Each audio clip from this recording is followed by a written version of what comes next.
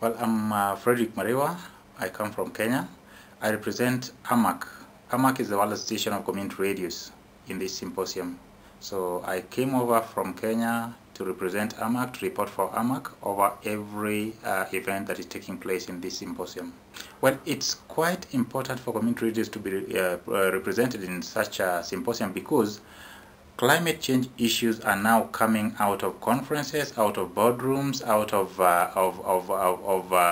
all the intellectual meetings to the community. So for climate change issues to be domesticated well, community radio has to be involved because it is the station, or they are the radios that speak the local language that the local or the layman understands. Well, my overall impression is that I would say that it was worth organizing such an event because, for one, AfricaAdapt, I came in AfricaAdapt the year 2009. That was in Ivory Coast when there was an AMARC, Pan-African meeting for AMARC.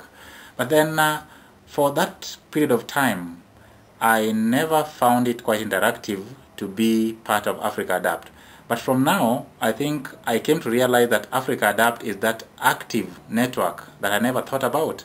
I've come to learn much about AfricaAdapt, about the stakeholders in AfricaAdapt, more so the scientists and journalists, and even the local communities. So I would say it was worth organizing such an event. Actually, there are several lessons, except I want to talk about one lesson.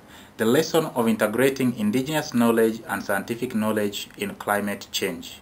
Because for quite a long time, even myself as a journalist, I've been handling climate change programs, I've been producing climate change programs, but I've never thought of the indigenous knowledge, incorporating indigenous knowledge in my climate change programs. I've never thought of consulting the indigenous people on their understanding of climate change, on the understanding of climate in general. I've always been taking the approach of scientific knowledge in climate change.